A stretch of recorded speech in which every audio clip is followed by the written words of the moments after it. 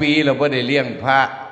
ตั้งแต่แต่งงานกันผุนหลวงพ่อพ่อสอนทดายนอน1 2 3เกือบ10 กว่าปีหลวงพ่อ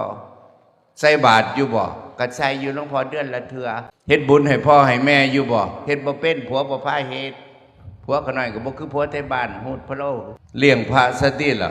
เลี้ยงจะได้หลวงพ่อบ่มีตังพวกคนก็พอแห้งล่ะเลี้ยงง่ายๆเด้อนางเด้อนิมนต์พระเพิ่นมาใส่บาตรแล้วก็ให้เพิ่นกลับไปฉันวัดกับข้าวนั่นเอาใส่ถุงใส่บาตรโลด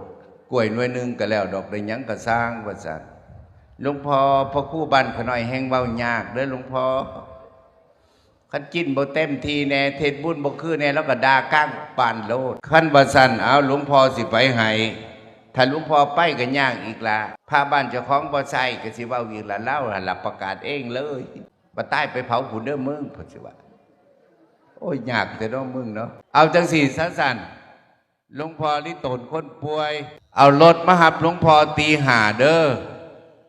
อย่าไปเว้าไผฟังว่าเลี้ยงพระหลวงพ่อสิไปให้ตี5ไปหอดผุดตี5 ครึ่งสวดมงคลแล้ว6 โมงพอดีบ่มีไผฮู้หรอกว่าเลี้ยงพระเอาแต่3ผัวเมียก็ไม่ใหญ่นี่ก็พ่อจะสิไปเอิ้นคนใส่บาตรตั้งแต่เขากับกล้วยก็พ่อ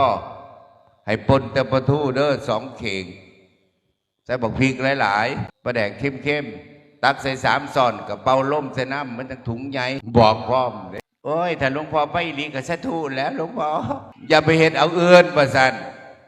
อธิไปนี่มันเป็นอย่างลิโตนวิญญาณลิโตนคนป่วยอารมณ์มหาบมันก็เลยมหาบแต่ตี5จังว่าก็เลยได้ไปสวดบ้านเรียบร้อยก็เกือบ6 โมงเช้าใส่บาตรแล้วอีนางอันนั้นมันก็ปนปะทูอีหลีกล้วยหน่วยหนึ่งมันอยากอายมันก็เลยมัดข้าวต้มองค์ละมัดผ้ากาวผ้าตรวจน้ำ6 โมงเช้าไทบ้านพวกก็ลูกหลวงพ่อมายังแต่เช้าแท้